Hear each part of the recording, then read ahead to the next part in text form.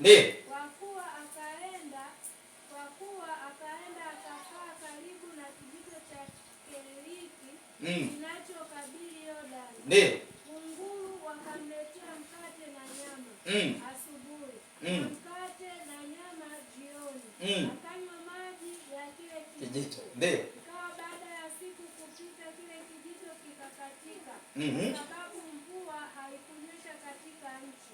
Neno la Bwana likamjia kusema, ondoka uende Sarepta, ulio mji wa Sidoni, ukae huko. Tazama, nimemwagiza mwanamke mjane wa huko akulishe. Inatosha mwana. Unaelewa hapo? Amen. Huyo ni mtumishi wa Mungu anaitwa nani? Elia. Anasikia neno kutoka kwa nani? Anaenda kumsemesha mfalme wa nchi. Kama leo unaenda kumwambia Mama Samia. Hello? Amen. Sijui kama unanielewa. Amen. Bwana Yesu asifiwe. Amen. Kwa nini? Alitii agizo la Mungu, alafu alisimama na lile neno. Muulize mwenzi, wewe umesikia neno la Mungu?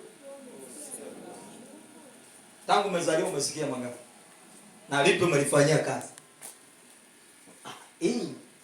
Hii sijui ni akili yangu, si ni mawazo, tabaki hapo.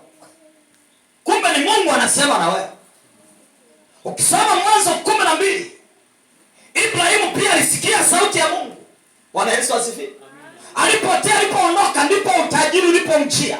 Maana yake asingetii ile sauti na lile neno, angekwama. Angekufa kule kwa kina Tera kwenye ile miungu yao. Bwana Yesu asifiwe.